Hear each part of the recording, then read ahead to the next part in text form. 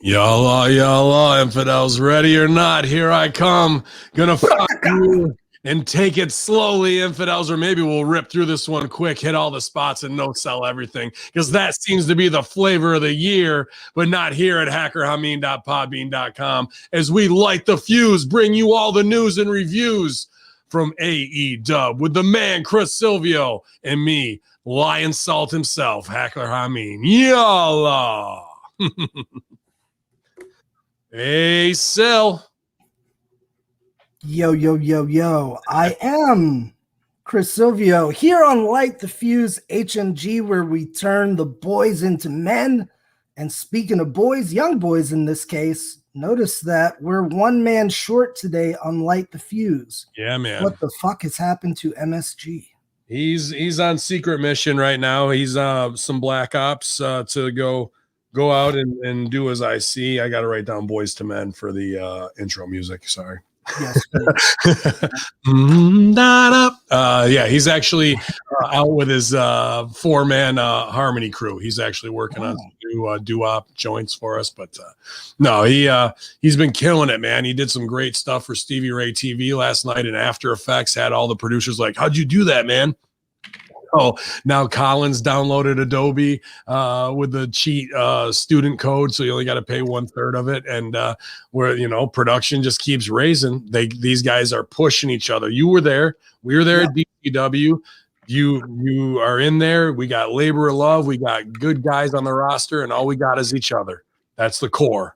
And we push each other to the next level. And 20 years later, we're still friends, still working with each other, still pushing each other, because that labor of love builds a unity, a bond, and a community that you can't buy. You know what I mean? So things like that, where I watch those guys in the group chat and I'm always seeing everything, it makes me very happy, dude. Those types of things make me happy. When one guy says, I'm going to put in the time on this like MSG did, and boom, and then everyone else gets pumps, and now we can share knowledge. And you got Man Beast teaching RBV and Colin the way he does thumbnails so we can have a uniform look. Man, what else can I ask for, dude? What else can I ask for from my team? They're all just A+ right now. And that's not a Cody AEW false rating. That's the real deal right there. And you guys know it as we develop more and more brands. So just killing it, man. And I like to see you all healed out, back in black today. The dark side of Chris Silvio. Usually psychedelic superstar making that colorful appearance, man. But I knew you'd give into your hate and join us. It was like 1995, that time the Hulkster came out in black for the first time, when he was dipping his toe in to take on Sting, and it's this weird segment. You mentioned Maddie's doo-wop group. I'm happy for him. Actually, little known story is my first performance ever of anything prior to even stepping foot on a wrestling mat. I was a member of a 5-man Boys to Men a cappella singing group. Wow. Elementary school. How did I not know this back in DCW, man? I'm glad you didn't. There was a reason for it. It was 5 of us boys, and we sang such hits as I'll Make Love to You. Oh, wow. Elementary school, I'll Make Love to You. When the Water Runs Dry. Till the water runs dry. Yep. Oh. So we would meet on the playground for our rehearsals, and then we would perform. The teacher would allow us to perform in front of class in cafeteria. We had a good run. We had about a year, and then things kind of petered off. And right. Well, that's what bands do. They break up, man. I mean, you're there, you have a hot run, and especially boy bands, they're not gonna have the time to make it. Even Boys to Men themselves didn't last. Dude, can you imagine the look on the teacher's face when she's like, yes, come and perform for the class, and we start belting out I'll Make Love to You. I'll make love to you like Sue wants him to. I love it, bro. I love it. You know what else I'm loving, dude, and is motivating the shit out of me? I just talked to is these women. It's dude, and usually I put over Serena, but I'll tell you what, I just talked to ODB, just coming off her 75-day real hardcore workout and diet regimen, dropped 20-30 pounds, super pumped and happy for her, man. She looks incredible. She's going back to Impact, like hitting on all cylinders right now, man. Really. And what did she want to do? She wanted to have her own food truck, and she wanted to have her own Airstream, and now she lives the life that she wants to, man. And what an awesome woman. Just really someone who goes out and gets it and doesn't make any excuses. And when she put on the weight, she's like, fuck this, I'm not going to let this be me, I'm better than this. And boom, she does it. And then also Jenna Van Muscles, dude. Watching her, I practice, my boxing, my Muay Thai. Watching her over the last 6 months, just in how her Muay Thai has improved in those videos that she does, gets me up out of the chair going, fucking Jenna's out there working her fucking ass off right now. So over prepared for any opportunity. Oh, over prepared. She would have to tone it down right now to not outshine girls on both major TV brands. That's how overprepared she is. And she's just waiting for that shot, right? For that one connection to make it through. So my hat's off to both Jenna and ODB this week, man. Just the really top talent fucking pushing themselves to limits that they might not even known that they were capable of. Yeah, man, that's great. I'm happy to hear about ODB and Jenna. It really has been amazing watching that progress she's made. When she first started doing Muay Thai, like her movements are herky jerky like anyone else. It's an art form, it's hard to figure out. You don't learn it in 5 seconds, but It's been pretty incredible watching how she's developed in that. It was the same with pro wrestling. I remember the first time she trained with me in pro wrestling, she moved like a crowbar. She was, big, strong, and green, the deadliest combination of any wrestler. Right. Now she can fucking move like Rey Mysterio when she needs to, or Brock Lesnar. So she's doing all right, man. Is there any stooge that she may actually think about taking MMA fights? I don't really have any information on that now. I know it's been discussed previously. She's so pretty. I hate to see her get her face knotted up, but I'll tell you what, those double kicks and just her strength, her natural, DNA, genes handed down, and now where she is with the bodybuilding, the fluidity of it, she could come in and fucking wreck shop out of nowhere on the mid card of UFC. I got a real belief in that, man. Like she's definitely tuning it up. So super pumped, man. And it's not some girly, let's do a fucking back handspring pose shit, man. It's let me double up on these Muay Thai side kicks to break your fucking ribs or hit you in the liver and drop you to your knees pissing blood. It's real shit, B. It's some real shit. Or kick out your leg. Just ask poor Conor McGregor about that shit. Yeah, I'm good with that, bro. I'm good with getting my leg kicked out. Hey, speaking of the core, guess who dropped by Side Dojo on Sunday night? Got to be APOC probably, right? He's next week. Danny Davis came and sat in on the class. Yeah. Wow, man. Awesome. The nightmare himself. He's down there living the good life. So I'm glad he's checking in on the sons of OVW. Good. He's doing well. He's doing good, man. He was tanned. He was a little bit leaner. He lost some of the stress weight that he used to carry around at OVW. Great spirits. What was awesome about it is he's about 2 years removed from wrestling since he sold Ohio Valley Wrestling to Al Snow. And there's this thing that I have it, you have it, Danny has it, and only the boys that really love this understand. He'd been removed for about 2 years, and we got in touch with him. He wanted to drop by. So he comes in, says hello to everybody. Maybe 20 minutes in, he's like, hey, you mind if I say this and this to such and such? I go, Danny, do whatever you want. So it's so cool for me just to watch him get back into his element. You never get rid of that love. I don't care if you live to 110. You never get rid of it. If you really love this business, it never goes away. So it's cool for me to watch somebody that I learned so much from kind of light up and be in his element and then help these guys out. So hopefully he'll be around a lot more to come, but it was pretty cool.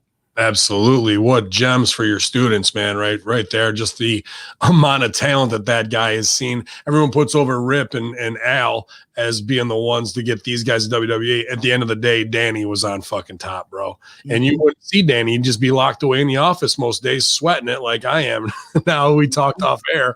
And like I say, these executive management positions breed a whole new level of stress. But when you see the people who are most loyal to you and are trying to make your vision come true and make a success for individuals themselves and the organization, boy, Danny Davis, I could learn a whole new education above and beyond wrestling and how to do that. But I'm glad to see that at the end of it, he just wants people to get better and pass on the knowledge that he's accrued, and that's the best thing we can do as students of him, and him being our mentor, to keep that vision alive, man. Absolutely, man. I know we have a fair amount of wrestlers that listen to this show, and some people that might be interested in wrestling. He gave a very valuable gem. You and I have probably heard this in some fashion, but I like the way he worded it. Somebody just asked him a general question like, what does it take to be a superstar level, something like that. And he said his best advice was to look the part, but more importantly, be the part. And I think that's something that I really try to teach in my character development sessions, and I know you do as well. What he meant by that, for those that are listening in, is you have to 100% become this person that you're portraying. Anytime that light is on, there's a switch that gets flicked, and when that switch turns on, you are that person. Until you're backstage in the locker room, your gear's off, that's when the switch comes off. Sorry, go ahead. So anytime you want to really evolve into a superstar caliber type of performer, you have to immerse yourself and be who you say you are. So that was really valuable advice passed on, Danny, framed a little bit differently than I'd heard in a while. Commit to the bit. You have to commit fully. There is no half-assing it, because we're creating a false reality of escapism that people want to buy into and live vicariously through us. And if we cheat that, if we whore it out, and if we fucking don't pay respect to it, then we're not paying respect to those who came before us, and we're not setting an example of excellence for those who come after us. That's what's on all of our shoulders as a performer. That being said, Sil, I'm the heater, Hamin, and I hate to do it, and I hate to call people out, and no, I don't hate it, but I have love it. What are you talking about? I do, but here it is, right what we're talking about, bro. What's happening there? I don't get it. It's a man and a dog. It's a man and a dog. It's Dark Order. It's X. It's 10 from Dark Order. Ah. He is posing in the gym doing selfie. I mean, the guy has got a body that don't stop. What's the guy from OVW who's on Big Brother? Peck. Yeah, spectacular. He reminds me of him, right? Good looking, Superman level baby face. Sure. But guess what? You're hired to have a body and put a mask on. And when you go to the back, you don't go and use social media for the vanity metrics of likes to get yourself over, because you need that in whatever your generation's dopamine sickness hit is to whore that out. What did he do? He just left $10 million on the table. Why? Because Rey Mysterio pays respect to it. Let's not even get into the fact of what wearing a mask, being a masked wrestler is, and that it's, the respect to all Mexican wrestlers, from El Santo to Rey himself to Penta and Phoenix. You see Penta and Phoenix with their masks off posting fucking selfies? I have not. I shared a locker room with them and barely saw them with the mask off. Okay. And this guy is out here in this vanity metric doing this to have to get likes while posing with his dog, because his body being, 4% body fat isn't enough. I need that extra. Meanwhile, he should be switching up masks every month, hoping that they're going to make more toys of him when they make them, because that's why Rey Mysterio has more action figures than anybody else in WWE history. That's why Rey Mysterio made $10 million in selling different masks to 5 to 12-year-olds, because he was the top merch seller. This fucking guy is so over that apparently none of that matters to him, and that the paying respect to wrestling doesn't matter. I'm not a lucha guy, mask guy. That's a spit in the face of all of wrestling. And I would, what did I do when fucking Lana took the bag off her head when her parents showed up? Oh, you got hot. And was I anybody then? I wasn't nobody. That's still me saying, we're making this bit and you just shit all over all the investment that we put in you. 16 weeks of TV. All the fucking, if we were getting paid, which we weren't, but for him, all the money they're putting in his pocket, and that he would have the balls or the ignorance to do that shit on Instagram and then just claim, oh, it's a new day, everybody. The business has changed. Fuck that. If I was on there, you're fired, bro. And that's to make an example out of you for everybody else who wants to do these vanity metric things instead of commit to the bit, respect the craft, and respect your character. Because when you do stuff like that, you shit on the whole business, in my opinion, bro. Man, I would say that that Lana incident was the origins of the hacker Hamin that we know and love today. It wasn't for Lana, I wouldn't be such a prick now. Yeah, that was the first time I saw you go in. Man, I see your point, and you're right. The problem is, Hamin, is one, social media and the whole dopamine thing is a fucking global pandemic. It's not having people on ventilators like a COVID situation, but I think it's just as dangerous for society. That's why you see things like this happening. And unfortunately for you, you are too old school for your own good. You're 100% correct in that he should not be doing that. But the problem is that people want, for whatever reason, because we now have this technology where something pops into your head and you can shout it to the world, people think they just have to do it. Oh man, I want to have steak tonight. Oh, let's tell everyone that. Nobody gives a fuck what I'm going to eat for dinner tonight, but I find it so important. That's all that was. Homeboy's hanging out with his dog. Oh, let me take a cute picture. Pop. Oh, I think everyone will like to see that. Boom, there we go. Old hacker gets hot and he ruins your lunch over it. Didn't mean no harm. It's the way it is. You know how you combat that? $5 face slap. $3,000 fines. So when he picks up that phone next time and goes, man, they fined me $3,000 for this fucking dumb Planet Fitness selfie I had to fucking do in front of the mirror. Maybe me and Old Yeller shouldn't fucking post this one this time. And it's not until somebody is put in place to come down and crack whip on these fucking people whose heads are so blown up that they think they're over, that they are above wrestling and can use social media. Everybody else does it as an excuse. Social media for wrestlers should be our number one weapon to reinforce our characters. To reinforce, to do bits, to pick up the delicious little details that can't be done on TV, flush them out in our social media, and then they will trickle back to TV because people are seeing that you're protecting your character and your storyline and doing everything you can to make this fantasy a believable thing. That, you're fired, bro. Good luck being a fucking Abercrombie model and however many 2 to 10 years you got left on being jacked and good looking. Get your influencer with your pre-workout shit going, because that's all you got left on the table with any credibility, my man. If we share a locker room, I'm just gonna fucking look and be like, oh, there he is. There he is. Mr. Doesn't get it, never will. It was just out in the news this week too. I'm sure you've heard that we're going to get the return of MC Long Island, True Long Island Story. Let's go back a few years to the man that kind of revolutionized this shit. That revolutionized how to get over on social media, how to cut promos yourself when the company won't push you. Zack Ryder. Yeah. He wasn't doing those as Matt Cardona. He was doing those as this bro character. And every time we saw him, he was being the things inside Matt Cardona that made Zack Ryder interesting, but he was protecting it. Every time we saw him, we got that Long Island douchebag guy, and that was his shtick. And look what happened to him. He did very fucking well with it. I'm not trying to myself, but the first 8 years on social media was all in caps, all terrorist fucking threats nonstop. Until terrorist threats. Let's put a disclaimer. Those were not real. until 6 years ago when I had to invent this terrible character to fucking put it over to talk real wrestling. That's commitment.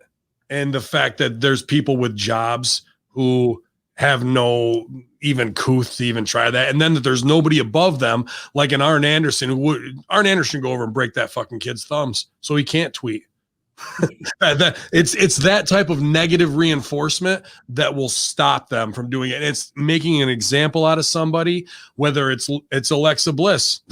She's with the Fiend, she's Lexi, she's this, and then she's snuggling with her fiance on Instagram in their bed together. And no, you're done. Thank you. We'll rewrite the stuff. You can go sit on the sideline for 6 months and learn. You want to do Punky Brewster? No, you can't do it. We're not letting you do anything outside. You're going to go be miserable. Who's her fiance? Is it an outside guy? It's some dude who was like a child star who's just a little, twink type dude, and fucking that's it. Like, she is doing a mythic gimmick, one that needs to be protected more than anything else. But we got to go do Eskimo kisses in our fucking bed on a Friday night to fucking show how cute we are. Get the fuck out of here. Dude, I'd love to see you doing Eskimo kisses on your Instagram story. Can't get enough of them, bro. How good would that be? It really, guys, it's not that hard. All you have to do is just keep your content within your own wheelhouse. Like, you made an ultra commitment to doing the all caps and the fucking terroristic 3,000 people died in a fake terrorist attack. The least I can fucking do is honor them by doing the character the right way, so when my heat pays off, people get some reciprocity. You know what I mean? Like, for a big reason. So I'm a little bit on another side of Hamin, but we share the same philosophy. Like, for years on the Silvio social media, everything just had that little bit of Jim Morrison rock star vibe to it.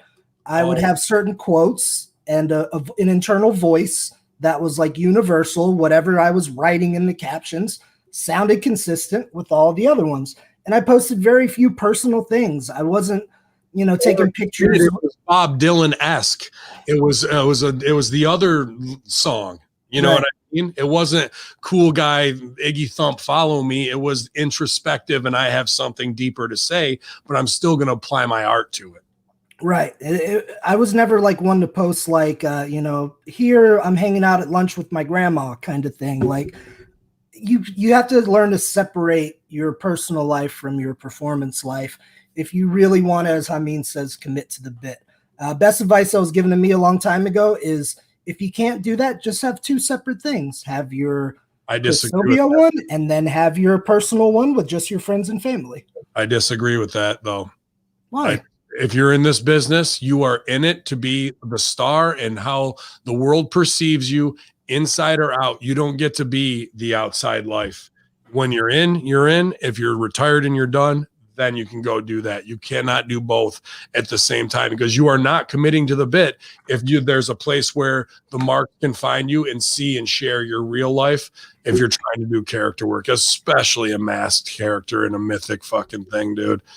Just your zero. Stuff would be private. Sorry, I didn't mention that. You would have a private account. Oh yeah, if you're Facebook, just to keep up with your, with just friends and family. Yes, I agree. But no, they will take that and go, okay, now I get to go be Brian Jackowitz, and fucking I'm also this guy on here too, with two accounts. But the world gets to see them both. They just want more and more. And they don't. They don't deserve anything. They deserve to be fired and made an example of. That sounds like a good name, Brian Jackowitz. Is there a wrestler named that? Now take it. It's yours.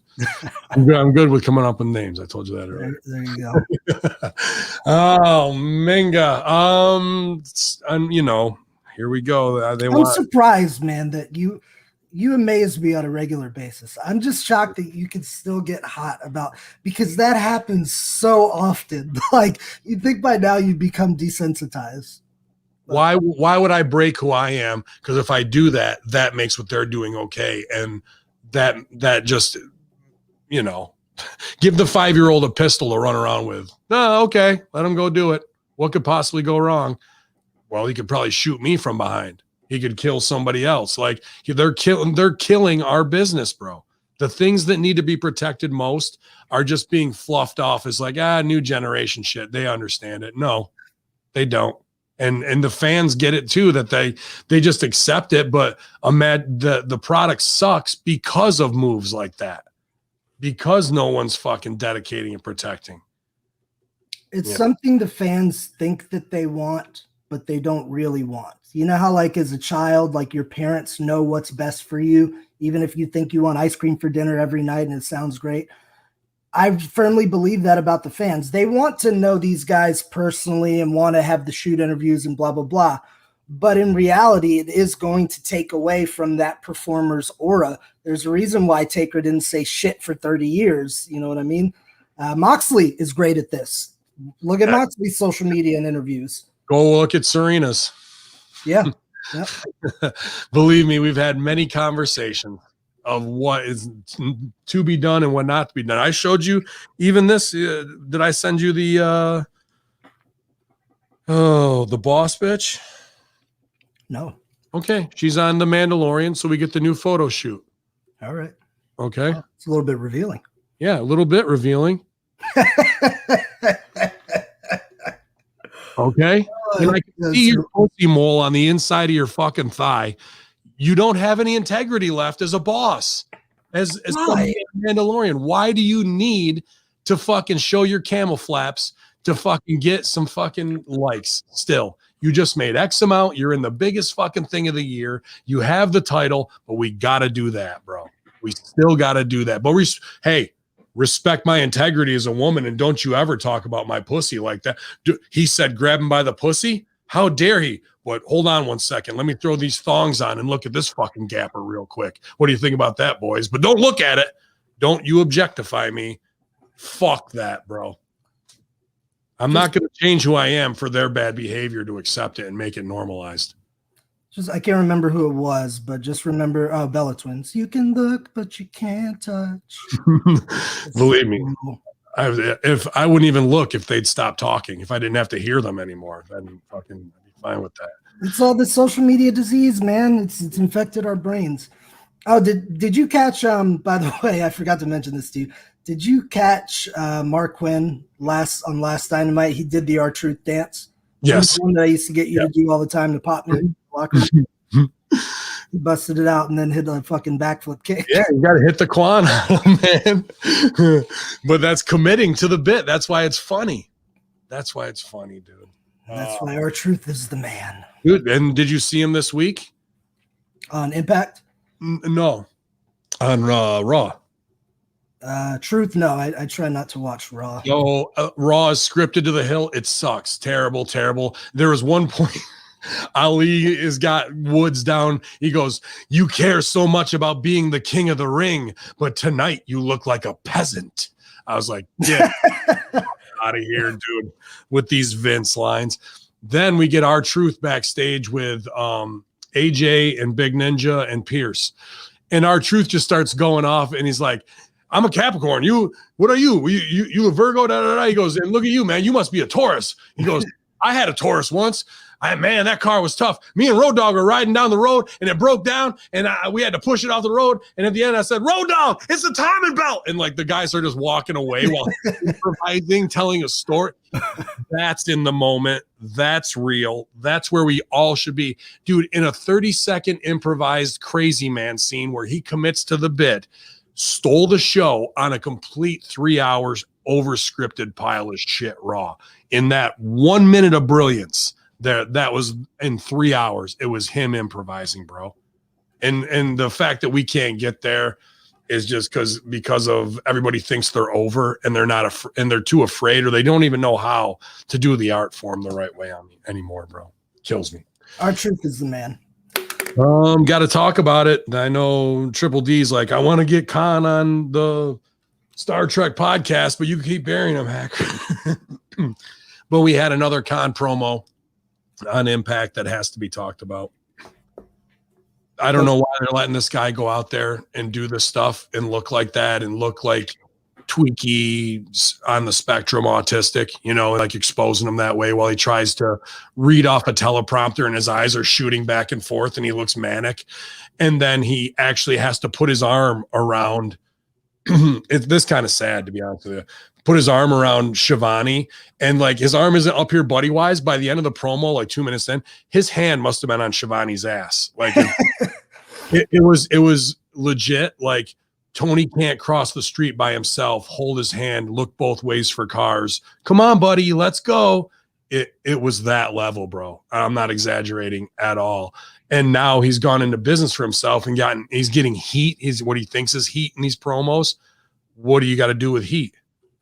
You got to pay it off. You got to get beat eventually. Who's going to be the first one to give him a power bomb and an orgasm all in fucking one spot? And the fact that he's going to business for himself. What else do the boys say about the boss being on camera? Like it's not a good look. It's not a good look, bro. It really is self-serving. And again, there's nobody above them, whether it's a social media czar zapping people to make an example, or a big brother looking out for him to say, dude, this is not a good look with your little weird arms and Jacksonville Jaguars shirt on, cutting promos and looking. And the fact that he watched it probably and said, yeah, let's run it. Dude, it's real short bus material, dude. I didn't see it, so I can't speak on the quality of it. I saw one or two spots he did, and I thought they were all right. But this you gotta, was pretty business exposing bad, bro. You got to understand, man, he's the boss. Nobody's going to tell him shit. Even if everybody there that's smart, all the Dustins, the Codys, the Arns, the Tullys, the Jerichos, if they all sat him down and said, look, you cannot do this, or this is a bad idea, he could say, thank you guys. I very much appreciate that input. I'm going to do it. It's my company. And that's just the way it goes, man. He's going to do what he wants. It's going to be awesome when he's quarterbacking for the Jaguars next year, too. That'll be fucking good. I mean, he can't do any worse. It might make me watch football. That's the other thing. He's got his soccer team getting demoted to a lower league because focus is split. Football team, last in the league, total shits. Wrestling started with 1.3 million, down to 600, 700,000, lost half of their audience. What do? Put me on camera. Me, my. Okay. All right, Hamin. That's not a fair comparison. You're taking the debut number, which was the biggest number. So it's not like they did that for a year and then went down. So let's stay somewhat grounded. 50% of your if you lost 50% of your income from this year to the next, and you went, yeah, man, I'm over still. I'm doing everything right. No, of course I wouldn't want to do that. But also I would understand, like if I was a business operator, I would expect to do more business on Black Friday than I would on a random Friday in July, for instance. You know, that works one time when you got to do a Brody Lee Memorial and you got a Sting debut. When else have they punched it up like that, bro? I can't remember. I think what have they been 4 or 5 times around the 900 range to high thousands. And 3 of those was Jericho 30th. It's all little spectacle shows. It's not a weekly number of doing quality things. That number goes down, down, down. And our focus is split. And now his focus is on him becoming a character. Well, there you have it. Mm-hmm. And look at his soccer team and football team. Where do you think if it follows suit, do you think the wrestling is going to be the shining light to get through? You know, it's not. I don't know, man. The Jags coming soon. Works for podcast, the Academy Star Trek podcast. Maybe he'll kill. I'm sure he'll kill it on that. Leave Tony alone. He's doing his best. Oh shit! I'm sure he'll leave me alone too. I guess there were some issues last night with the TNT app. Tony apologized, saying that some of the opening with Eddie Kingston and Lance Archer was cut off there. So I'm not sure on the TNT side what was going on there. Did you have any issues last night watching? Yes, but I use an internet cable provider called Sling. I don't know if I'd recommend it to you guys out there, but anyway, I've got TNT and a bunch of other channels. It had some weird cuts, like freezes in a stream. Like if you're watching a stream and it'll freeze and come back on. But no, I got to see the program in its entirety.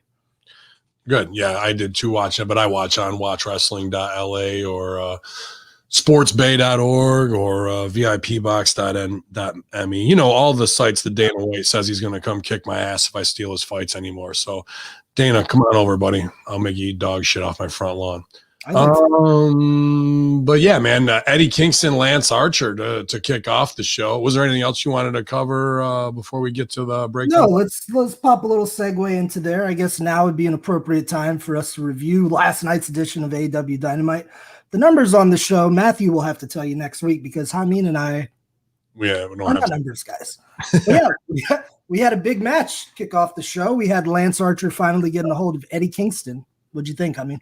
Yeah, I was pumped to see this. You know, I mean, I'm a fan of both these guys as far as seeing dudes who I don't think resemble men in the ring. You know, we have a lot of boys. BBC. East Coast family. Uh, Eddie Kingston from the East Coast family, and Archer. I'm not sure where Archer's from, but these are men in the ring. Seasoned veterans, seasoned dudes who you're like you wouldn't pick a fucking fight with, in a bar. So this is what I like in wrestling right here. Two guys who are going to knock the shit out of each other before the bell even rang. I knew it was coming. So, and here's the review. A good stiff fight between two mean guys beating the hell out of each other until Butcher and the Blade dragged and knocked out Jake Roberts to the ramp. The bunny handed Kingston a pair of brass knuckles, which he used to hit the spinning back fist to win. That's a pretty good paragraph summary of what this match was. These guys were in it to win it. There's a couple things that I would tune up, and I'll get your coaching opinion on it. People were shitting on Archer walking the ropes and doing the flip. I think that was cool, to be honest with you. Like, I don't know if I like it in the opening match because now everybody's got to follow Archer doing something where you're like, holy shit, brother, wait for pay-per-view to break that out and then make it part of your thing. Like, not an opener on there. So that's just some stuff I might have drawn back, and the match didn't even need it, really, to be honest with you. So that was the big spot of the match, no doubt. There was one where Archer choke slammed fucking over Kingston over the top rope. Oof. And you heard Shivani sell for it, like, what the fuck did he do? He just broke his back. Like, it was a shoot sell. And then when they roll it back, he takes the bump on the hip, which sucks just as much. But Shivani's like, oh, I thought his fucking spine was broken. So Shivani really came out of his seat on that one, man, no doubt. Yeah. One thing I didn't care for, and this is just small tighten up stuff. You got Kingston in the corner on the cell, and then big man goes and comes and hits him with the splash, runs back to the other side, hits him with another splash, runs back to hit him with the third. Kingston sells away. Why would you stay in the pocket for the second one if you can move on the third? It's small things like that. I mean, and that's, maybe I'm wrong on this. I like the rules of three, wah, wah, wah. I get it, and move on that one. But that's a piece of psychology that, to me, is a straight. And I'm guilty of it. I've watched it in my own matches. That's why it irked me a little bit, because I want to stop doing things like that. I'm good with it. I didn't see an issue with it.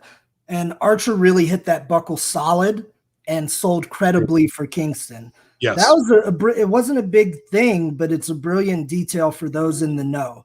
You got to figure out a way as this giant to sell for Eddie, who's a tough guy, but he's nowhere near you in stature. So he knocks the shit out of that turnbuckle, turns his back to Eddie to sell. Now Eddie can attack the knee, he can throw some punches. So I like how he did that. A lot with guys I've worked who are smaller, where I have to get heat on them, and then it's me making the error to take myself out to help get them back on top in their comeback, right? Mm-hmm. Absolutely. And is there any other ways that you like to get into that?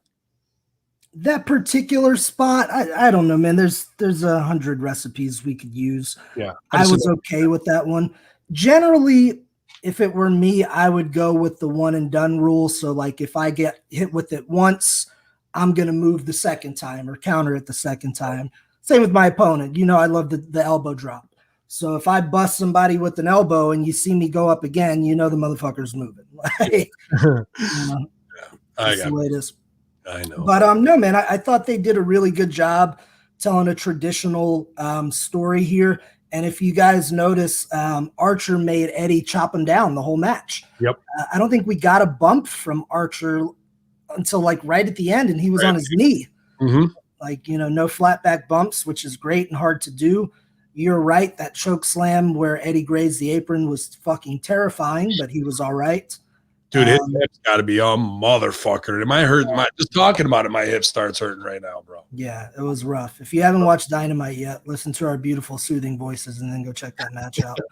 I liked the match. I was down with the finish. I didn't see it coming, and I was glad they gave Eddie that rub while still protecting Archer. I'm not sure if I would have wanted the Jake business and the beatdown at the end. I want to get your opinion on this. So we've noticed that a lot of these segments are very back-end heavy, either furthering the business of the match or another piece of business. Right. So let's step away from just AEW. In general, for the segment of the wrestling show, if you're writing out a show, how do you feel about busy business at the end of each segment? You can only do it once, maybe twice on a show. Once guys and once girls, maybe. You know what I mean? You don't want to do double book it. And he's done this the last couple months 3-4 times on a show. Mm-hmm. And it loses its luster because that's our storytelling device. Now, if you use that device more than once on a show, you're cheapening it as an editor and a writer. Like you're just using it as a go-to, and you don't really know how to interweave or further a story into the next chapter. What is he missing? We're missing cliffhangers. Why doesn't he cliffhang anything? Everything's always got to be and on to the next part of the story. And like, guess what? The highest point of a segment is the pin. And when you do something after the pin, you're saying the pin doesn't mean shit. Now people who have a segment that doesn't have character stuff after it, their pin means less because you cheapened it by doing after business before that. Am I on with that? Am I off? Yeah, I can tend to agree with you there. I was just going through the match lineup. Mm-hmm. And all but one match had something that took place after the bell. And I've noticed this become a very consistent theme that they've been trying to book. So I wonder if they're doing it to try to keep a more exciting, like frenetic pace to the show. That's my opinion on it. But I wanted to see how you feel. I would probably do they could do that. There's other things they could do to steal from, because it's a played out trick now, and it's not adding to the show. It's decreasing their pins. It's decreasing the highest moment of, yeah, oh, here comes somebody. Oh, okay, forget about that. I was having a big emotion, but forget about it. I got to focus on this now. You know, I used to like, though, if you're talking about overbooked business, a good way to do it is the old ECW way. So if you got a feature guy, like a fucking Murder Hawk, they could have done this with. You got a tag match that has nothing to do with Murder Hawk. Then somebody else comes down to fucking do some business, and then a tag team to fuck that match over. Then 911 comes out and kills everybody. You know what I mean? And you never saw it coming. Or shit's hardcore, and then New Jack's music hits, and he comes out and kills everybody. That's one trick you can do like once a month to be a big shocker surprise. But these transitions, Jacob Ladders into scenes is not a good writing device, and it's lazy. And at the same time, has Cody ever written a show? Has Khan ever written a show? Have they written screenplays? Have the Bucks ever directed and produced? The answer to these questions are no. So I wouldn't expect them to be playing at a high level, screenwriter level, on how to be able to do that, you know? Yeah. Like I'm not commenting whether or not it's good or bad. I just wanted to point out that I've noticed that trend's happening. Mm-hmm. If it were my way, I'd do it a bit more sparingly, probably. Maybe I'll have 2 segments that we get, that a night as opposed to. It's a good device to use, but if any more than 2, and it's dead in the water, bro. Yeah. Just becomes kind of frantic, right? Mm-hmm. Because the pins don't mean shit anymore. It's all about the story in between. John Moxley appears in a vignette promoting, but that was good. The spinning back fist with the Bunny giving him the knuckles could have been a little cleaner, but dude, we watched fucking Archer do a Undertaker walk the ropes moonsault. Like, a fucking gimmick shot with knuckles ain't gonna outdo that. So we got our high spots, no doubt. Mox appears in a vignette promoting next week's shitty 6-man main event. It says, I'd rather you guys watch us. It's for Beach Break next Wednesday. So I could use a beach break still. It snowed about a fucking 1.5 feet here the last day. You look like you need one. I do need one, bro. Big time. Did you pay attention to this Moxley promo? I did, but I had already forgotten it, to be honest with you. So he did this thing, and I don't know if he was poking fun. I don't know what his motivation was, but he summed up this very complicated story very quickly. He's like, so the Good Brothers used to be friends with the Young Bucks, but now they're not friends with the Young Bucks anymore, but they're all part of the Elite. And then Pac and Pentagon and Phoenix were, the bad guys, but now they're mad at Eddie Kingston. Mm-hmm. I don't know what's going on, but now I'm teaming with them next week. And here's what I'm going to do. So he kind of it looked like he kind of poked fun a little bit about some of the more complicated booking. Yeah. And then did his Moxley thing. So I thought that was kind of clever. And he had a few good lines in there too. How about rumors of him meeting with Vince and getting offered and turning it down? See that? Good for him. I've been hearing about murmurs, but I didn't hear that story. Oh, man. Sting and Darby were shown hanging out in an abandoned building, like they will. Sting talked about being called a hoodlum and turned it over to a real hoodlum in Allen, who threw his skateboard through a window. So hoodlum. Sting admitted that maybe he is a hoodlum, breaking down several windows with his baseball bat. It's showtime at AEW Revolution. Hey, kudos to you guys for getting the fuck out of the arena, something WWE cannot and will not do and refuses to do. So anything that's shot on location, hackers with it, baby. So the visual was good. The word hoodlum pops me because I'm hearing things like peasants and and whatnot on the other show. So just can we start talking like normal people? Can we start using vernacular that cool guys actually would fucking say? Let me ask you this. To your recollection, who was the first person probably that you heard use the word hoodlum when you were a young Hamin? It was probably on some Leave It to Beaver, Dennis the Menace type shit, to be honest with you, Andy Griffith or something. But would it have been somebody perhaps from the generation before you that used the word hoodlum? Yeah, grandfathers and whatnot. Right. So I remember hearing that from like parents or grandpa, like, watch out for those kids over there. They're a bunch of hoodlums. Hoodlums, yeah. Sting's a 61-year-old man. That word is topical to Sting. It was somebody like him that told me the word hoodlum. So what color really saying that? What color did your grandpa paint his face when he used to tell? You know, I don't remember him painting his face. No. 61-year-old grandpa didn't paint his face like Bruce Lee's dead son from a movie that didn't make it that far. No. Hey, that movie was great.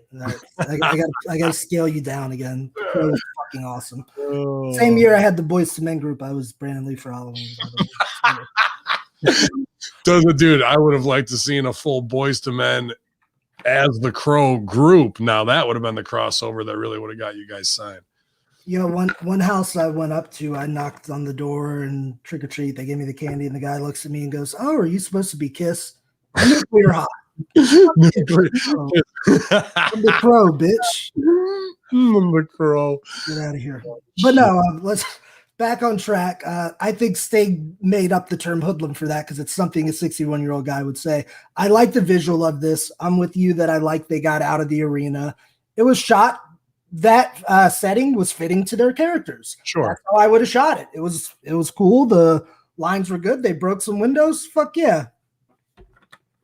I think they could even do comedy if it was like Darby Allin, like in the camera saying a bunch of shit, and it's right there, and then Sting just goes across in the background on a skateboard slowly. I want to see things like that in the background that pop the shit out of me as like the go homes, That's good stuff. What if they got Sting some Heelys? You know what those are? Yeah. Or he's got the hoverboard gimmick and fucking he's got the Sting hoverboard. He's coming at you with the bat. You crazy. He ain't getting on one of those hoverboards. Oh, Chris Jericho and MJF, they defeated the Varsity Blondes. This was a really good showcase for Brian Pillman Jr. and Griff Garrison, who got a ton of offense. They did give them a lot, and a lot of their stuff was real clean. There was one miss on the outside when Pillman tries to go through the ropes, but that was because he was about to take Jericho's head off, and it's smarter to not kill the top guy in your big match. You know what I mean? But both Jericho and MJF sold their asses off for him. Wow, who's writing this? This is good writing. Yeah, man. MJF had one thing that I don't know. His heat's gone. He did the comedy stuff, and now he's too likable in all of the inner circle things because he steals the scene. And then he even comes out of the corner to beg off, but he's running at him, begging off when he takes a clothesline. And fundamentally, begging off, you're going backwards, not, So there was some things that stuck out to me like, But I saw that he admitted that he's not the MJF on Facebook that takes the shots at WWE that are hilarious all the time. He just killed more of his heat, man. It's things like this of really not sticking to the bit that, you know, have lessened him from when it was him and Cody in a cage match. How much heat did he have then? And how much heat does he have now? Not much, bro. You know, and he's not babyface to be that, you know, he's not ready to switch. So I don't know. Jericho looked really good in this match compared to maybe last month, you know, of how he was moving. I think that NBA shit really got to him, and he's been working hard. There was one old man slow style shit cam that he did that I do. Made me laugh. I go, hey, he's as bad as me now. You know, that popped me a little bit, but this was a really, really impressive showing for Brian Pillman Jr., dude. Really impressed with him. Yep, I agree too. Pillman's got game, man. And I love when heels get in there and work the match like heels, which their number one job, unless it's an enhancement match for you as a heel, your job is to get the babyface over. So the crowd likes them and they become credible and hopefully can one day sell tickets. They took an underneath tag team and they really highlighted them. So I always appreciate when guys do that. Jericho knocks Pillman out of the air with the Judas Effect elbow right on the button, then redeems the Lion Salt affair of last week with the picture perfect Lion Salt, picks up the pin while staring dead into the camera, presumably doing a big fuck you to my old coach Jim Cornette and the great Brian Lass, who took Jericho to task over the last week. But I hope you're right, man. I hope Jericho's kind of taking all this, you know, feedback he's getting and criticism and showing that he still is the great Chris Jericho. I'd love to see him continue to get, you know, a machine mode, get back in shape, just because I want everybody to remember Jericho as being one of the way you and I remember Jericho, to the esteem that we hold him. I want the 10-year-old kid popping up that maybe didn't watch wrestling until last year, and now they see Jericho. I want them to know the fucking true Jericho. Hey, we had Fat Hardy to become Money Matt to become Broken Matt, you know? Mm-hmm. You have Fat Jericho to Super Jack Jericho to, you know, wherever we want to go, Governor Jericho. Yeah, it might be. You know? Cody Rhodes came out for an in-ring interview with Schiavone and got right down to it. Said the original pitch was him and his wife Brandy taking Shaq on and Jade Cargill at AEW Revolution. Clearly that's not going to happen because he's going to be a daddy, baby daddy Chance and Sue. Arn Anderson told a story about the night Dusty Rhodes tore down the house and jumped on a jet to try and make it home in time to see the birth of his baby boy. The crowd chanted for Dusty, and Cody got a bit choked up in the moment, a very genuine moment. Art said that Shaq is a major name, and wrestling him is a major opportunity for him and AEW because Shaq's wrestling career is so great. He knows that Brandy can't be in the match as planned, but he wants to Cody to consider somebody else. Red Velvet makes her way out with a ton of confidence and in no uncertain terms told Cody that she was going to stir her bitch ass up. Now, this is a cool scene to me. Stir her bitch ass up is real. The story of nostalgia is real. Yeah, whip it. You know, but we're 10 years behind on the Shaq payoff. This was supposed to be Big Show and him, never did it, on the heels of Mayweather and all that shit in WWE. And now Shaq's a big old fat guy, and Cody's supposed to be able to protect him. How do you put this match together, except for a mixed tag and let the girls really go at it, only to have Cody and Shaq face off to do what? You know, so I'm trying to put this match together in my head on how to protect the big man and pay off heat that's not there, because the heat was Brandy being a bitch to Shaq, throwing water in his face. But now Cody's over as the baby face because of being baby daddy and these nostalgia promos. So Cody was very real in this. He was calling out the business, the pitch, and I'll sell for it and using insider terms. But, you know, the playing off of what crowd was there, the reaction, I really felt this was a genuine scene. I just don't know how this match is going to not end in an embarrassment. Cody always excels in those kind of situations. He's a good speaker. Bro, this is one of those matches where it gives the company a lot of value as far as media attention. If Shaq's wrestling, you know it's at least going to be covered in more things than a normal AEW pay-per-view would be covered. That's the benefit. It's supposed to go down, I think, when the NBA All-Star Game weekend is too. Let's So that's the benefit of it, that cross promotion with the NBA, and it'll probably be in the USA Today and some other shit. Now, the other side of that is that the match, that's great. The other side is the match actually has to get into the ring. Sometimes I really wish I could think like a fan and forget everything I know, but I'm not certain how many wrestling fans want to see this happen or want to see Shaq wrestle. And I don't know if there's anything, as great as I think Cody is, I don't know if there's anything that he's going to be able to do to make this a good match.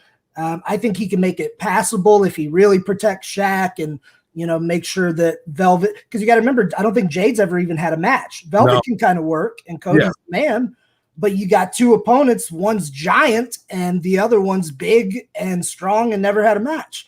So the recipes for success in this are very slim. It's going to be interesting to watch. Yeah, I was trying to think how to save it too. The girls need to be taken out of the equation. You're not going to now. Now we're on a path. What are you going to do with Shaq against Cody? Check it out. I would have tied Cody to Logan Paul, and I would have brought back the fucking dude who got knocked the fuck out. And did what, tag? Into a tag. But now you got three guys that can't work.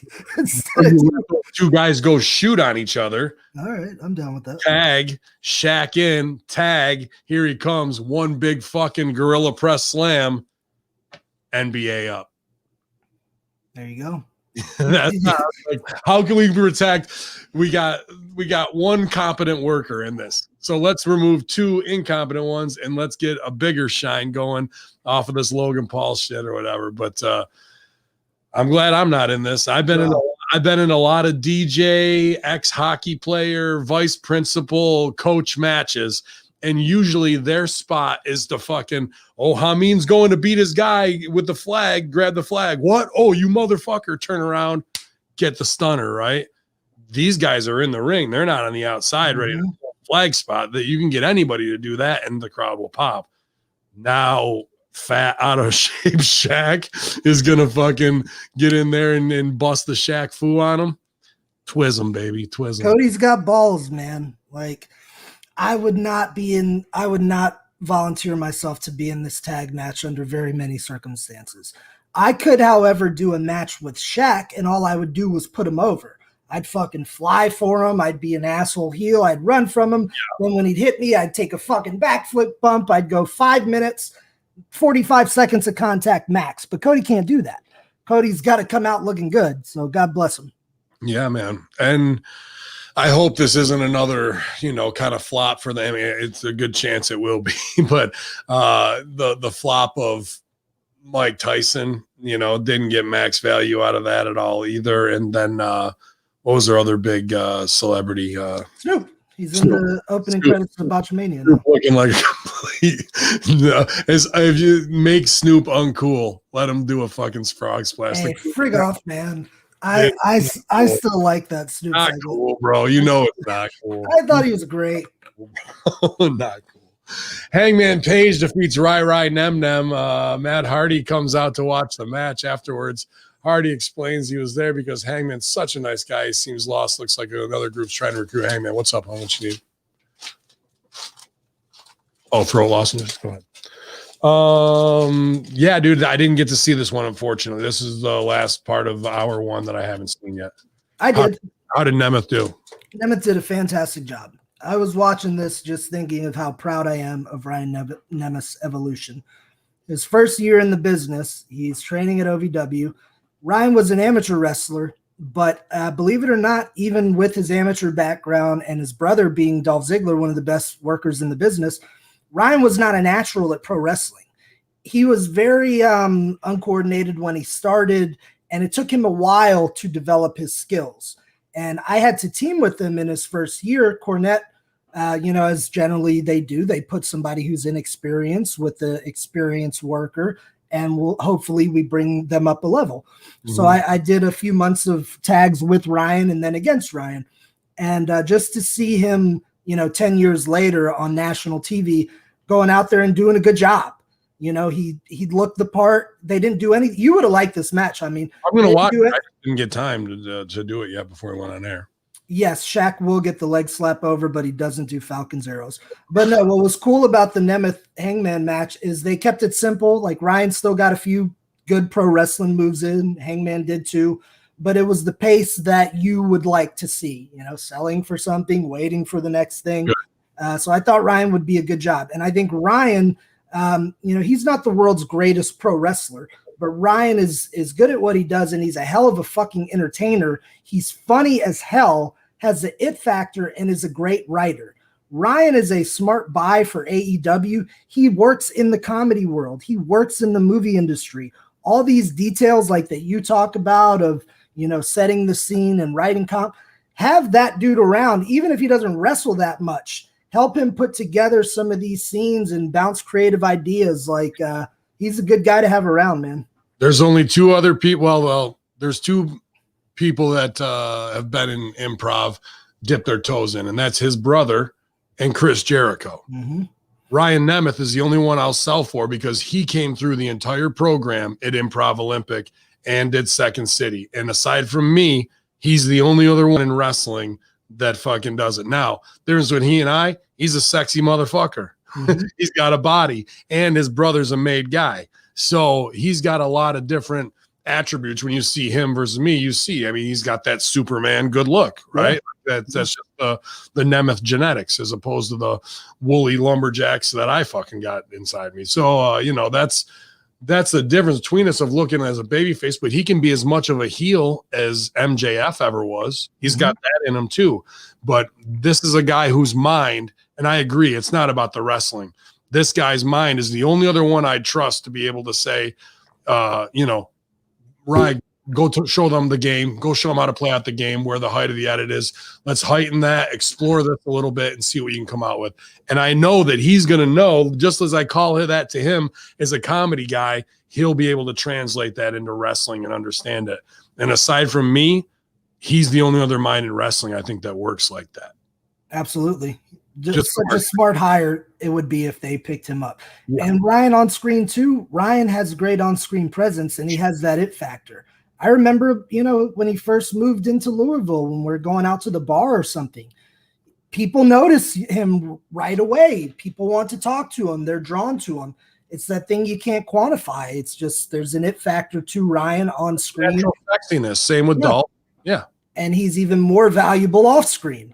So I hope they do something with Ryan. But yeah, Hangman wins with the lariat. Then out comes Matt Hardy scouting him. And he makes some, I don't know if you noticed this, but it was kind of a sexy proposal.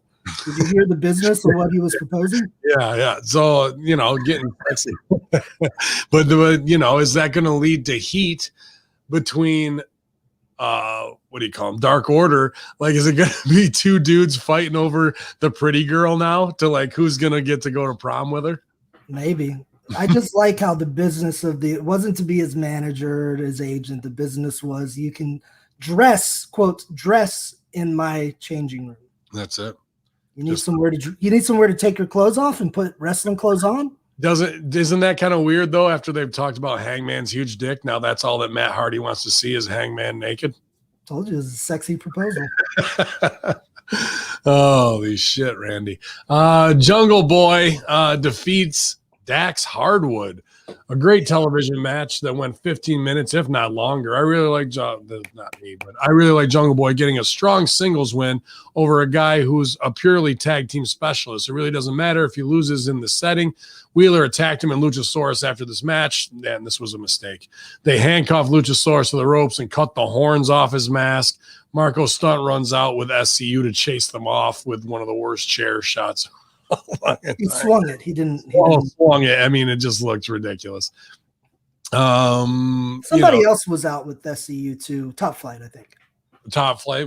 Did they come out? Yeah, dude. This was really good match with Jungle Boy taking all this heat underneath, but then, and people put Dax as the greatest wrestler in the AEW, but I got a problem with them not getting it. Heat. He's down. Then they go back into chain wrestling and they do that fucking bridge up while Jungle Boy's underneath, dude. Come on, Sil. That is just egregious, dumb fucking shit right there that undoes everything you just did. You can't take heat and be beaten to a bloody pulp and then do test of strength back bridge sexy things that should be happening in the first 2 minutes of a match when you're fresh, not in the last 12, which goes to me to say Dax Hardwood don't know shit at the end of the day, because why would you be calling that spot there? I do have to disagree with you on this one, my friend. Oh, you're wrong again. No, definitely not. So this is one where I really liked the series of pins they did on the back end of this match, which included that bridge up pin. Everything but the bridge up I was down with. Dax probably he's a big Crockett fan. Dax probably got that from watching Flair and Steamboat. They would do that spot a lot, often on the back end of the match. So being somebody that wrestles that more technical style, my style in the ring would be virtually the opposite of your style in the ring. So being somebody that works that style and have worked with a lot of other people who do that style, that is certainly not out of place. That is a common practice where for the back end of the match, if we're really trying to sell it, instead of doing big false finish bumps like a power bomb kick out or a Frankensteiner off the top kick out, we instead could do quick, exciting defensive pins to catch the audience. You think of Savage Steamboat WrestleMania 3, the back end of the match, they still had that boom, boom, boom, up, down pace. That's the style where all this originates from.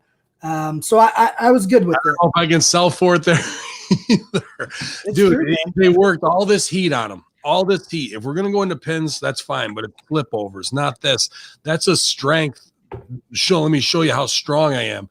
And if you take 12 to 15 minutes of heat and then you bow up like that, all that heat don't mean shit to me. To me, it should have been, okay, Dax comes in with the Silvio elbow drop, misses it, he's down and selling, while Jungle Boy gets the ropes to pull himself up.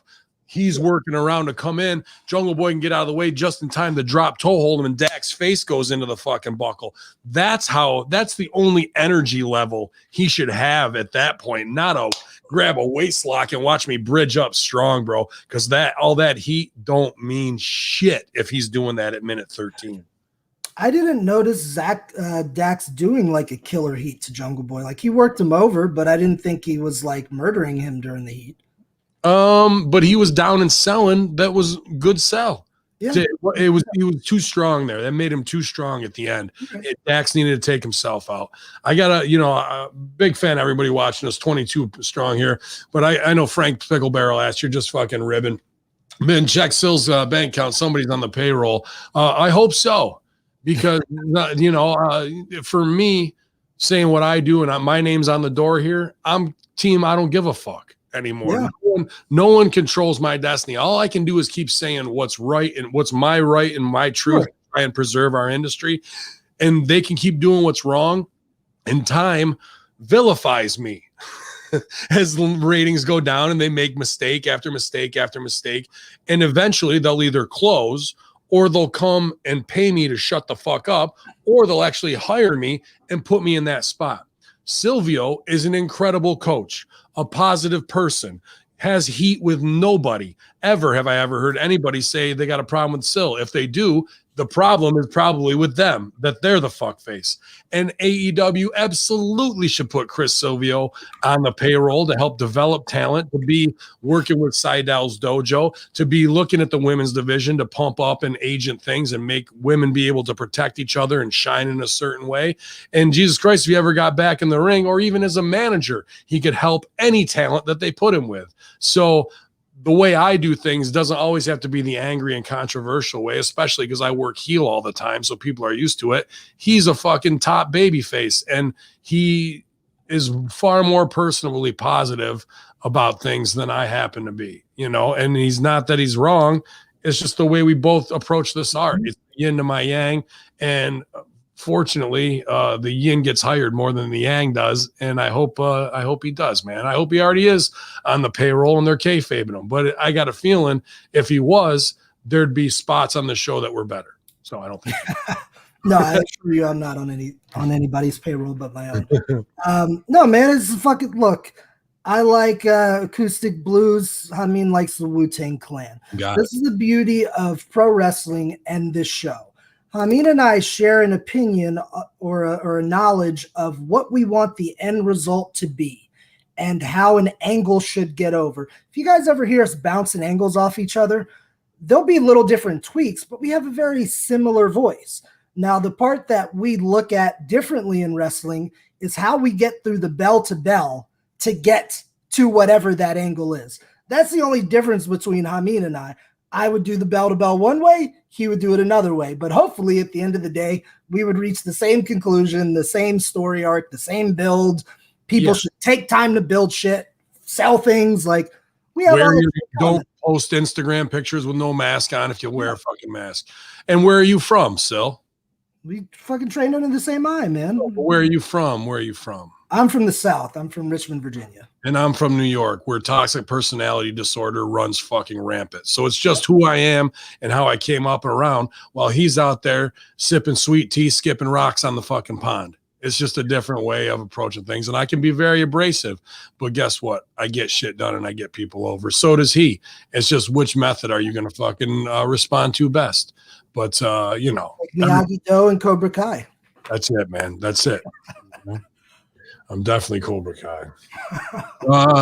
Team Taz beat the hell out of some people selling Sting merch. This copy's killing me.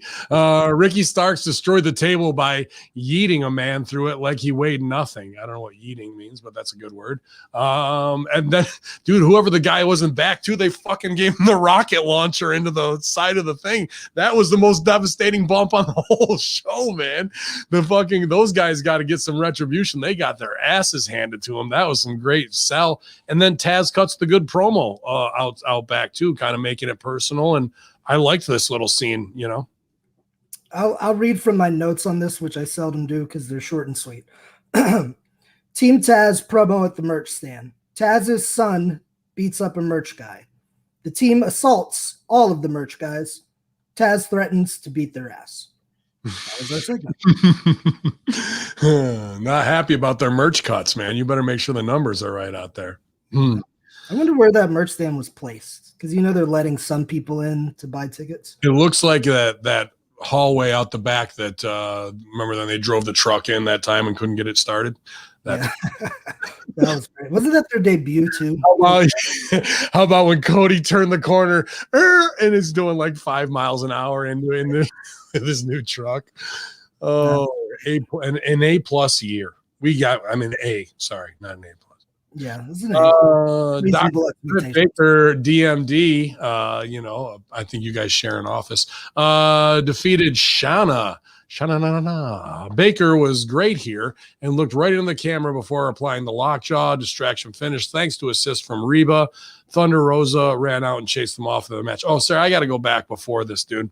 Back to Dax and Jungle Boy, because this was a big match for Jungle Boy to get the pin and the win over Dax. Then we get cheesy shit at the end where they're handcuffed to Luchasaurus and he's like holding them both back. And then they got Luchasaurus laid out and they cut one of his horns off his mask. I'm just going, come on, bro. We just got this kid over.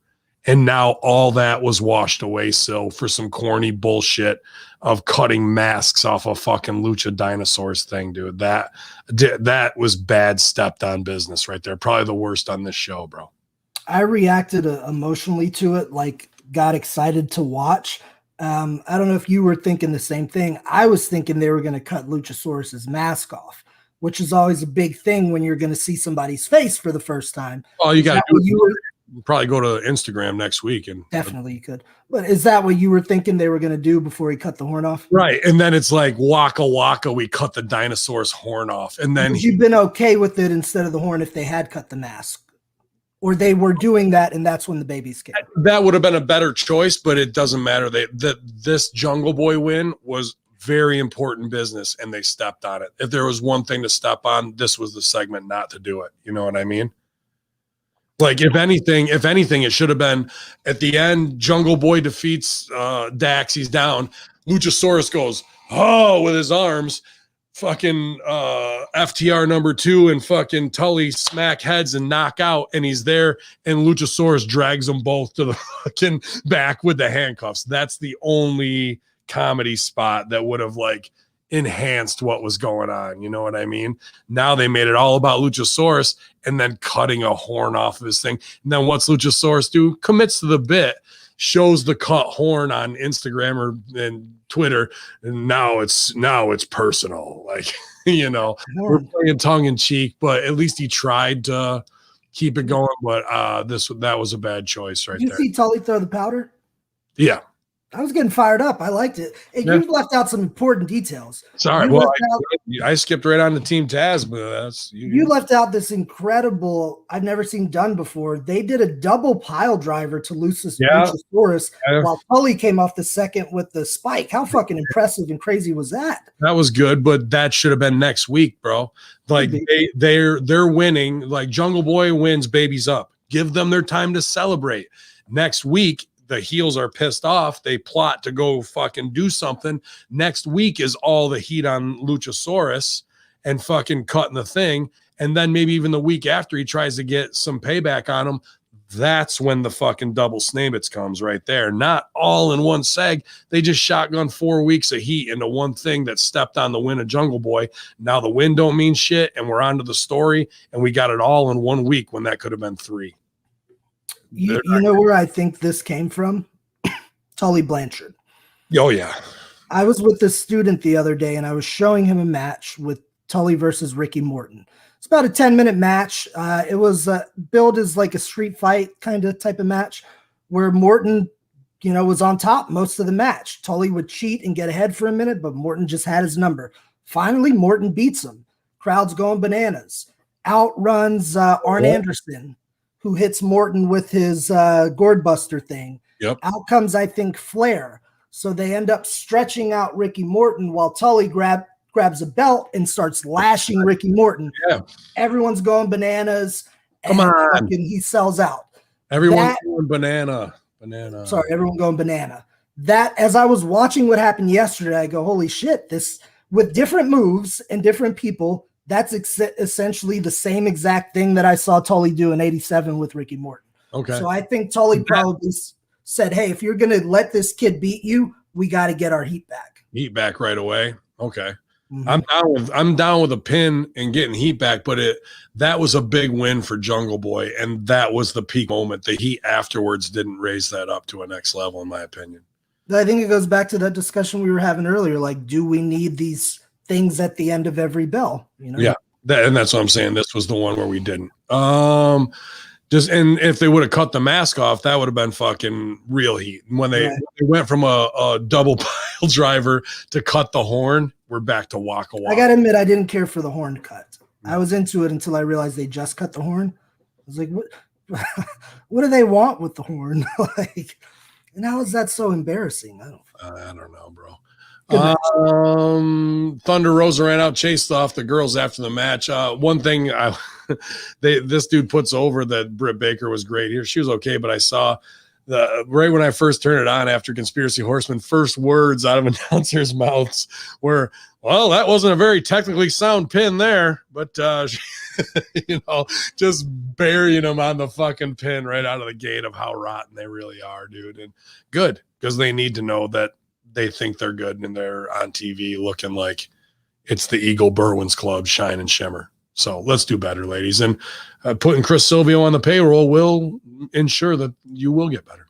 While the date has not yet been confirmed, Rio will make her return soon with wrestling Serena Deeb in the first round of the 16 Women Eliminator. Look for confirmation, but I believe one side will be the U.S. bracket and the other side will be the Japan bracket. Japanese.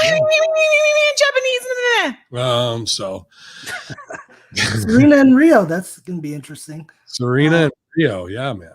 JR had some good lines last night. I think this one was from the earlier match, but JR had a line where he said, somebody said bitch ass. I think Red Velvet told Jade, I'm gonna kick your bitch ass, and JR goes in a low tone, she said bitch ass. That means she's serious. Yeah, she said bitch ass. That means she's serious. Oh God, fucking JR. But no, I got to put over Britt for a minute. Her and Shanna did a pretty good job. The front end of the match I thought was very solid from a technical standpoint. As it went on, they had a few things that went a little wonky, but it told the story. Britt got her finish over. What I appreciate about Britt is that we have seen such a transformation. Think about when the show started. We already know the transformation of the character from what she was to who she is now. Mm-hmm. But I can watch as being someone that's never missed the Dynamite and was not high on Britt when I first saw her.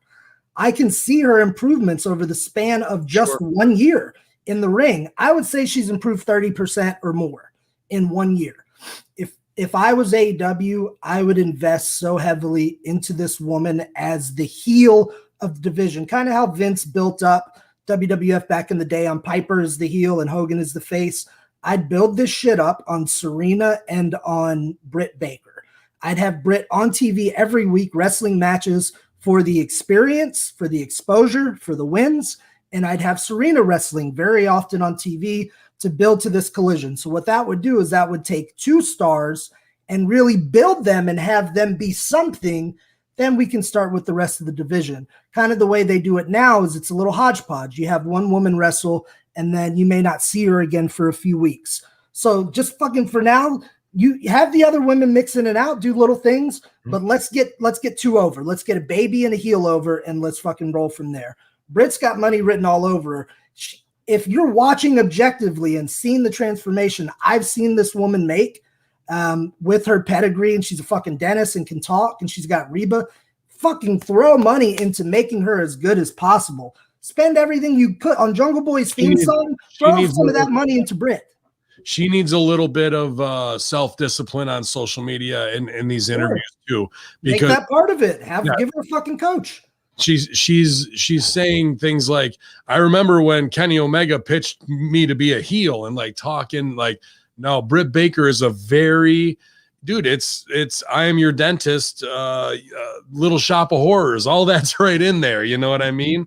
The getting off on pain. It doesn't need to be an Isaac Yankem ridiculous thing, but like she's very good on the mic, very charismatic. Rebel's an excellent sidekick.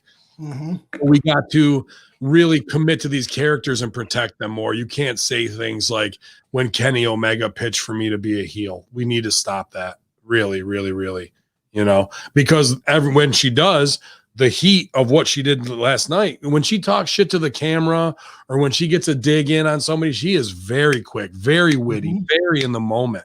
That's somebody I can get gold out of if you set up the right way. But if we keep doing things to undercut ourselves, we're never going to make it out of elementary school. We're never going to make it there. And she can. She absolutely could. Which is why they need to invest in her. I think they should do the Seinfeld joke too. I see her jumping ship to NXT to be with Adam Cole. So? Yeah, why wouldn't you? She's going to make herself. He's going to get her a bigger deal. She'll go over there, and I think she'll really shine out of the gate, to be honest with you. I think she could. I would do the deal where she goes around calling herself the doctor. I think they should start putting in the joke where people are like, yeah, but she's a dentist. Like Seinfeld used to have the podiatrist joke. He's not a doctor. He's a podiatrist. Like, that'd be a funny little dig at Britt that people are saying behind her back. I'd like to see that. You're not a real doctor. Oh, I have a cold. Oh, can you prescribe something? No, you can't. You're a dentist, Britt. But Rio versus Deeb. Who's up? Deeb. Okay. Gotta be. Why not? I think they might have faced each other in Japan too. I think there's a Rio and Deeb match online when her hair was growing back. I like Deeb's hair when it was growing back in. It was like that little sprightly, you know what I mean? Butch lesbian looking kind of hair. It looked good, but I like her hair now too. The Good Briz with the Young Bucks defeat the Dark Order in an 8-man tag team extravaganza. Did you see the Sammy and MJF piece of business before that? I thought it was kind of important. It was MJF trying to go up to Sammy and tell him, hey, look. Wardlow and says Wardlow like is off his payroll and he's one of the worst guys he's ever had, and trying to be buddies with him and get him a little bit closer together. Was that what the bit was? Then Sammy called his shit out. Yeah. And he told him, I'm not playing this game. I know what you're doing. Mm-hmm. And MJF asked him, oh, do you really want to go there? Is that what you really want to do? So now we're seeing that was an important layer of the story getting unraveled. Yeah. Forgive me, it was way late, and my eyes were shot. They delivered it well too, both of them. Both of those guys are naturally charismatic. That's what you want is unmolded clay, and they both are getting it way ahead of their time. Those are going to be guys like, man, we were ahead of our time on so much shit that will hit 10 years from now that isn't hitting right now. You know what I mean? Oh yeah. There was also backstage earlier a Good Brothers Young Bucks promo type gimmick too, tying them together where Omega walks in and then they're trying to bury Callis and all that kind of shit. So we see some dissension, and it kind of seems like the Young Bucks are going to be breaking off from Bullet Club. Mm-hmm. And I just remember I wrote this in Hamin media discussion group, and I didn't expect anybody to understand, but I just put, it's just so wrestling. It's just all so wrestling. You know what I mean? Like, it's a parody of the parody at this point of having to say the good Briz Cliz vernacular and put over Japan and fucking shoot something to AJ Styles. It's just like, come on, Briz. Like, let's get in the now. We're doing something that jumped the shark, and we're still trying to jump it. You know what I mean? We're living off a nostalgia of something that never made it to the point it should have. And now we're trying to force it. And that's the worst thing you can do, because all those guys are cool enough to come up with new shit and evolve it. You know, I don't know. What I don't like about it is that it's got confusion to it already. Mm-hmm. Like, you remember when we would both get hot, as much as I like both teams. You remember how hot we would get with the build to Young Bucks and FTR when we didn't know who the baby faces were, and we were racking our brains. This is a similar situation. I've been saying for weeks how much I like the Omega Callis shit, and it makes sense for Gallows and Anderson to be involved. And we had that big moment a few weeks ago when they showed up for the first time and everyone did the thing. So it shows now we're the unit. Well, then a week later, it's the question of, are the Bucks part of this unit? And now we're still questioning that, last night. Like, we're adding so many layers of confusion instead of just letting this thing out and be whatever it is. It's not time yet for dissent. They haven't even formed, And, with Gallows and Anderson, there's money there, but they got to stop trying to be Hall and Nash. They're not Hall and Nash. They were never as over as Hall and Nash were individually. So they don't have the credibility to come in and do that shit and make it act like it's, gonna scare anybody of their political power. They don't have any. So they need to find their own game here, because everything we're doing is just a rehash of something that wasn't over. And when you don't have the Supermark crowd there to support it, it comes off as like, why am I watching these guys act like this? Yeah, their act was really over in Japan, and it fluctuated into the States, into Hot Topic and stuff like that. That was a while ago, though, so we got to reintroduce them. I think they just need to really book Gallows and Anderson stronger. Gallows should be murdering people. He looks great. He's in the best shape of his life. Yeah. Carl Anderson is a world-class worker. Both of those guys are fucking phenomenal. If they're in the ring for now, they should just be murdering motherfuckers. Yeah. And they are in the ring with the Bucks versus Dark Order. Bucks get the win after a crazy brawl with the Meltzer driver.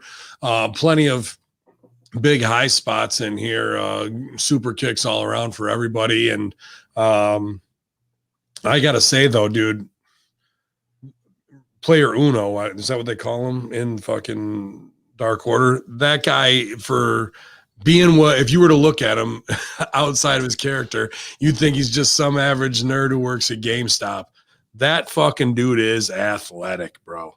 Off the top, bro. Yeah, so clean on all of his tandem offenses. I've never seen him really kill somebody just to get his shit in and not be safe.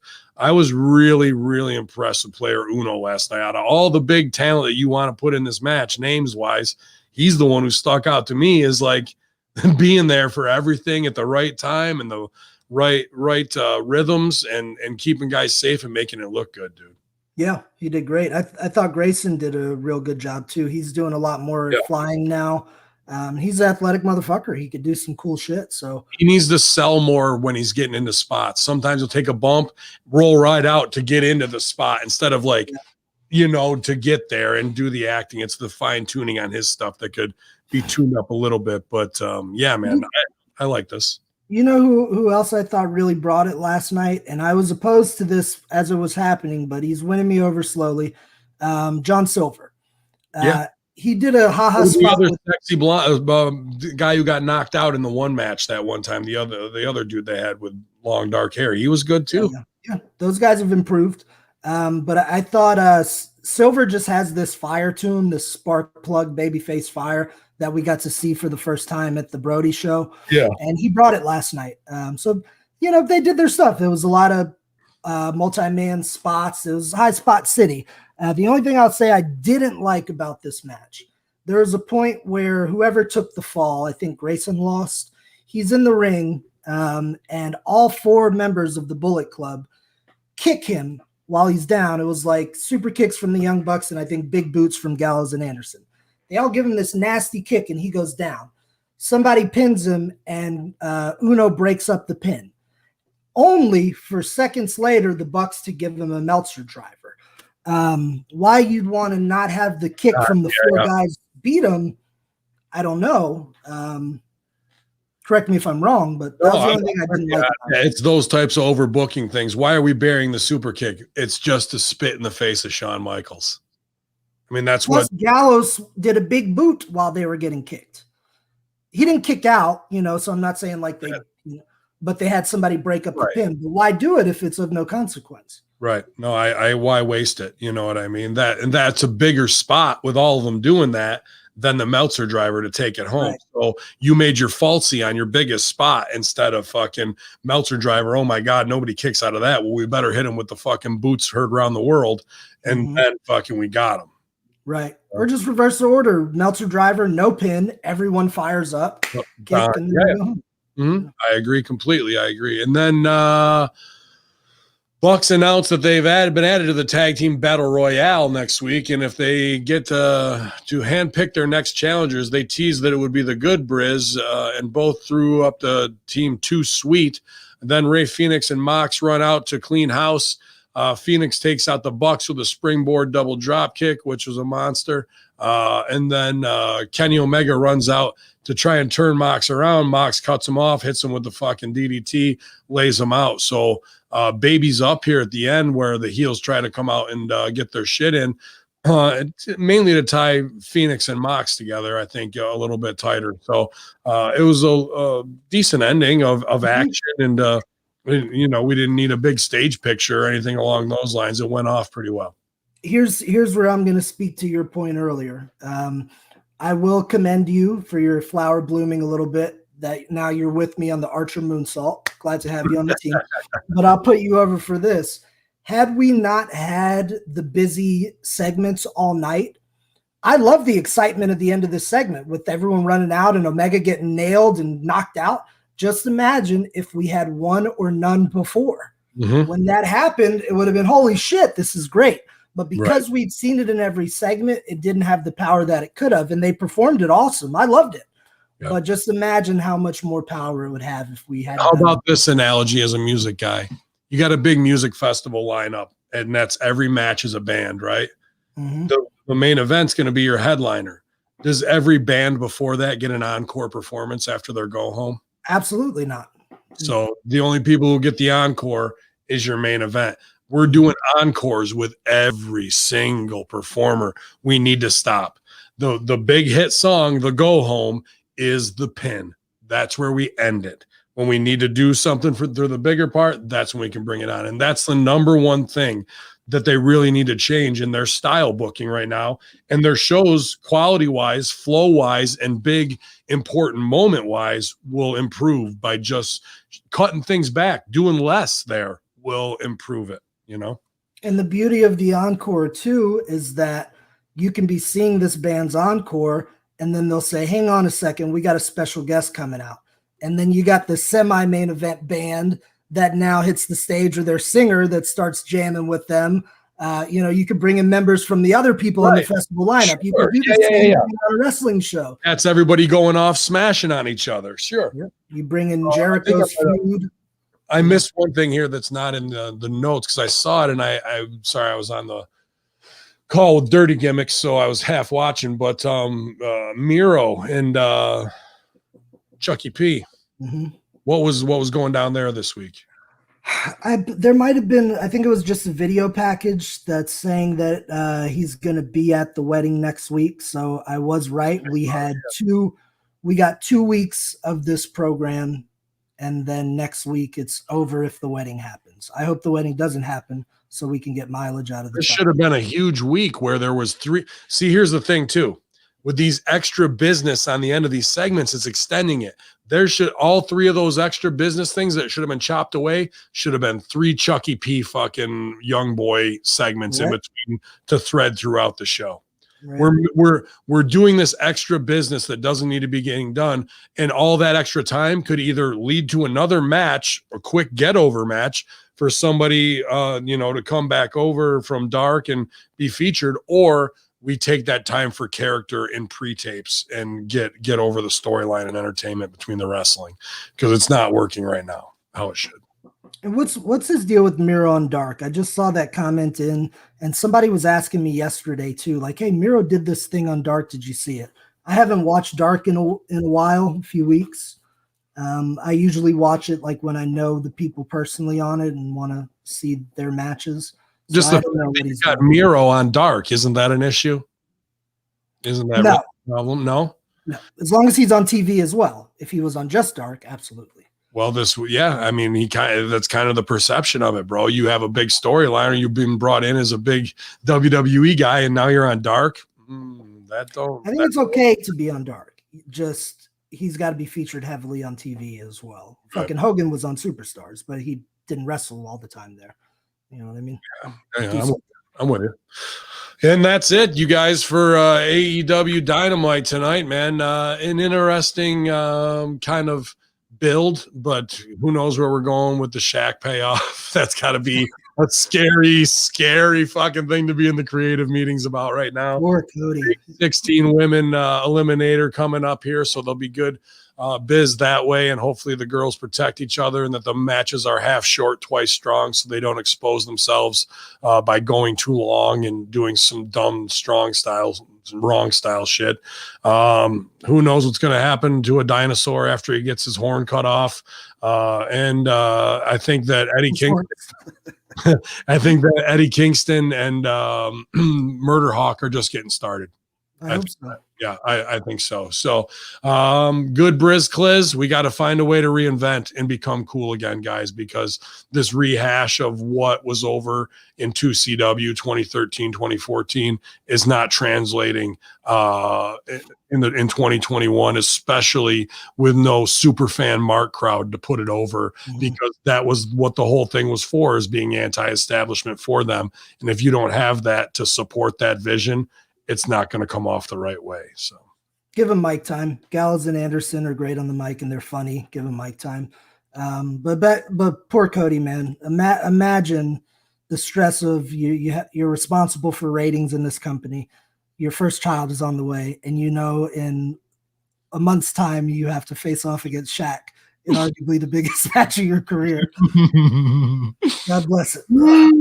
Better him than me, brother. At the end of the day, man. We're rooting for you.